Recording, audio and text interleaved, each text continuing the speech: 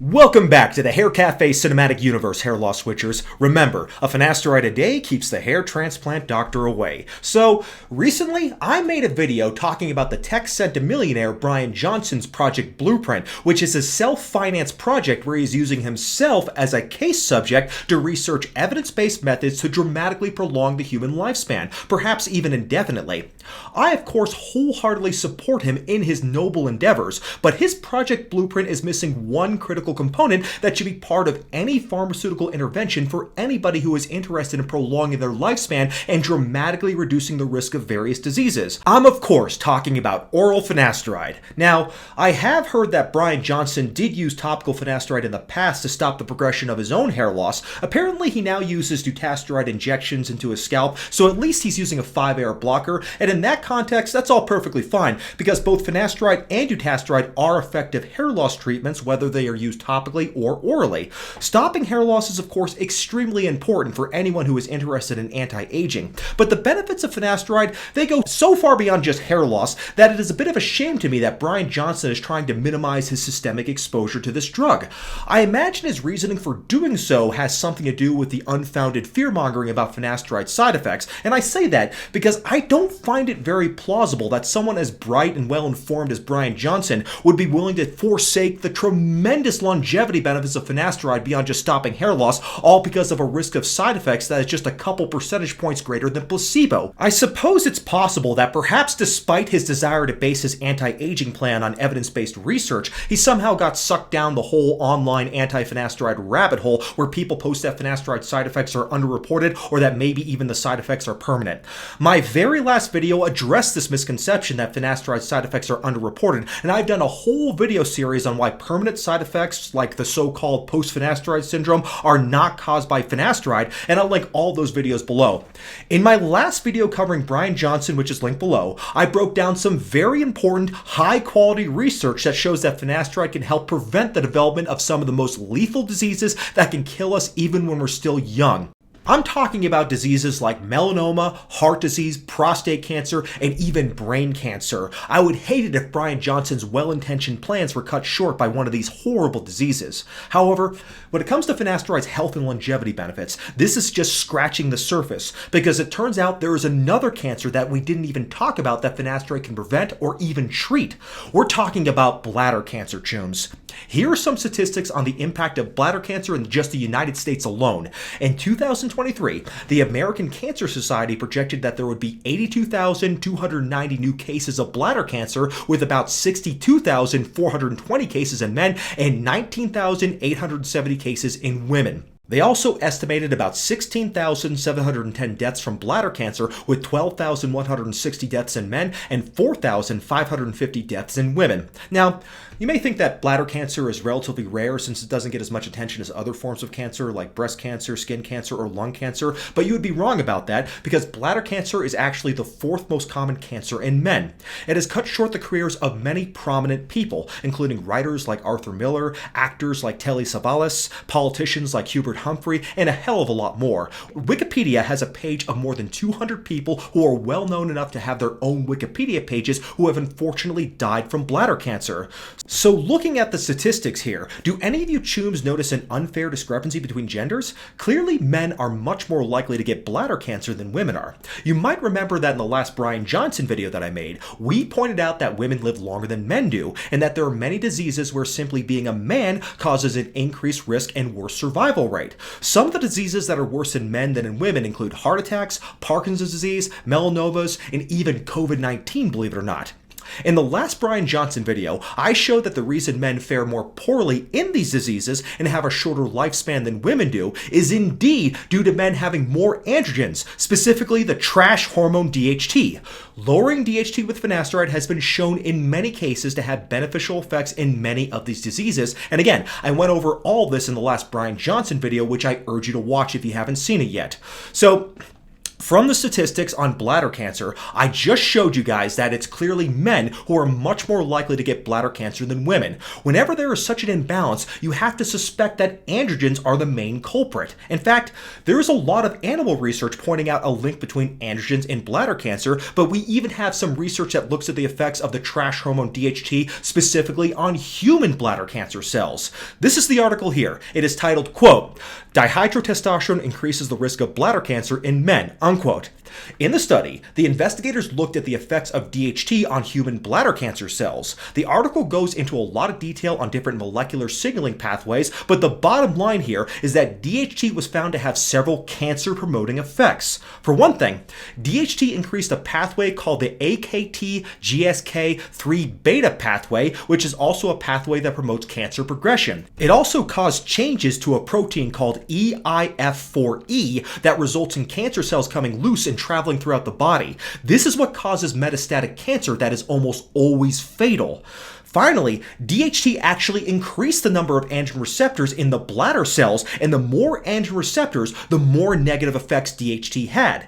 This figure here shows what is happening when DHT binds with the androgen receptors in these cancer cells. So the bottom line of the article was that DHT promoted the growth of bladder cancer cells. The authors of the study concluded, quote, "Androgen-activated androgen receptor signaling is an attractive regulatory target for the inhibition or prevention of bladder cancer incidence in men," unquote. What they're saying here, chums, is that decreasing the influence of DHT on bladder cancer cells could treat or even prevent bladder cancer. So blocking all androgens with a systemic anti-androgen drug like spironolactone is not a good idea for cisgendered men, obviously, because then we'd lose the beneficial effects of testosterone. However, it makes perfect sense that blocking the trash hormone DHT with a drug like finasteride could be extremely beneficial in preventing or treating bladder cancer with just a very minimal risk of side effects. After all, we already showed that finasteride can be very helpful in many other androgen-related diseases in my previous video on Bryan Johnson. So it stands to reason that finasteride would be beneficial in helping prevent and treat bladder cancer as well. So the first human trials on the effect of finasteride on bladder cancer have just recently been done, and the results are very, very encouraging. The first study is this one here from 2016. This is a large database study, and the database the investigators used was a prospective study called the Prostate, Lung, Colorectal, and Ovarian Cancer Screening Trial. In the study, men and women were followed over long periods of time, and their medications and lifestyle habits were recorded every single year. The main point of the study was to see if screening for cancer was beneficial in preventing cancer deaths, but the important thing about the database is that it included a lot of men, and some of them were taking finasteride. We're talking about 72,370 men here, chums, so this isn't a small study. Of all these men, 6,069 were smart enough to be taking finasteride, which is 8.4% of all the men in the entire study. When the investigators looked at the risk of getting bladder cancer in the men on finasteride versus the men who never took finasteride, the finasteride men had a lower risk, as you can see in this figure here. In the figure, the blue line is the men who never took finasteride, and the red line is the men who took finasteride. The chance of getting bladder cancer over 13 years is clearly lower in the finasteride users, and the p-value was 0.002, which is highly statistically significant.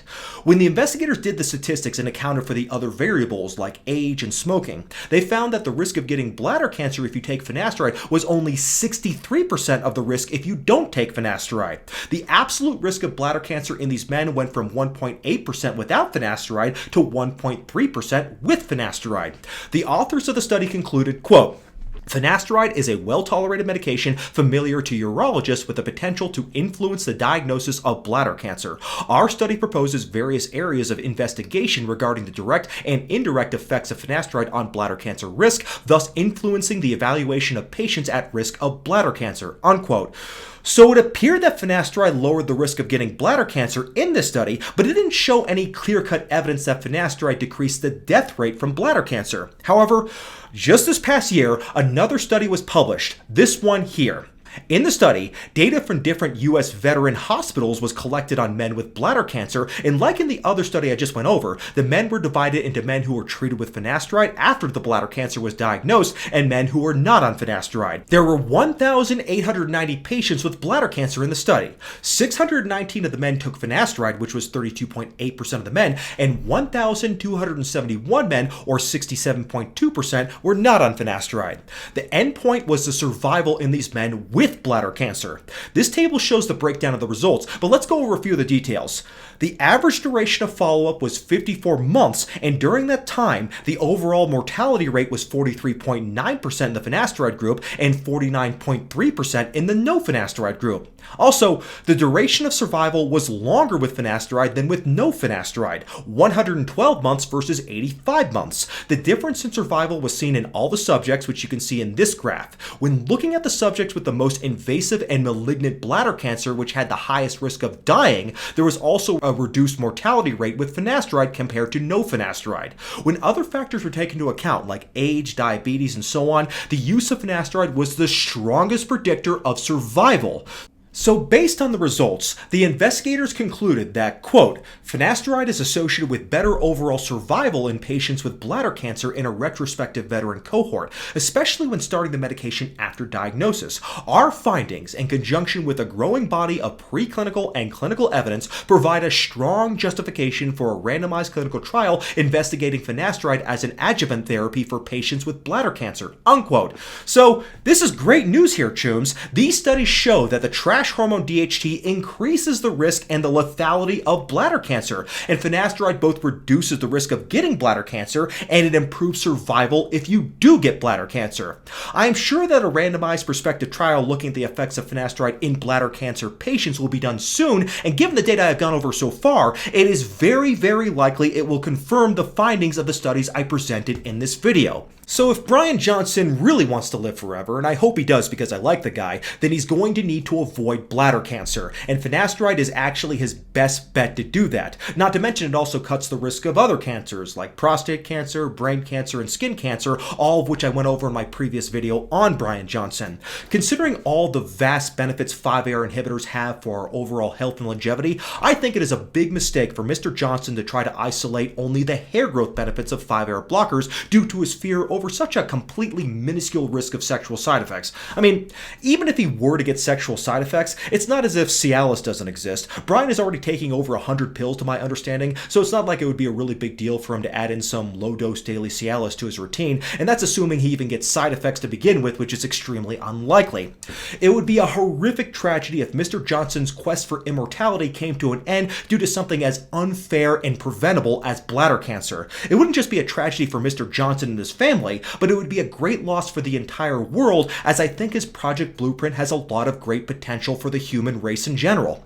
I remember when I was a teenager in the mid-1990s, I enjoyed watching a lot of science-oriented television shows, and one of those ones that I remember the most fondly was a show called Cosmos, which was hosted by the astronomer Carl Sagan. Carl Sagan explored many fascinating subjects relating to interstellar travel, mathematics, and astrophysics, but what I found most interesting were his takes on exobiology and the potential for alien life. Carl Sagan unfortunately died in 1996 at the age of 62 from complications of a form of bone marrow cancer. What's especially frustrating about this loss is that we have learned so much more about the cosmos and the solar system since 1996. For example, it wasn't until 2004 when we discovered for the first time that Saturn's moon Titan has vast oceans of liquid hydrocarbons as well as a subsurface ocean of water, which has led to discussions about the possibility of alien life on Titan both as we know it and as we don't know it. How amazing would it be if someone like Carl Sagan, who dedicated much of his life to the search for alien life, were still alive today to offer his perspective on these newfound revelations? I hope that Bryan Johnson's efforts will pioneer the research that will help ensure that the Carl Sagans of future generations will endure for as long as possible so that the planet can reap the full benefits of their brilliance. If Bryan Johnson is going to be successful, though, then he should acknowledge the health and longevity benefits of oral finasteride and make it a focal point of his Project Blueprint. 5-AR inhibiting drugs have already proven to be so beneficial for so many health aspects beyond just hair loss, and I feel we've only just scraped the surface surface with how amazing these treatments actually are. To write these treatments off completely debases the objectives of Project Blueprint, so as much as I admire Mr. Johnson, I sincerely hope he takes another look at finasteride and reaches a different conclusion. Thank you, and I'll see you next time.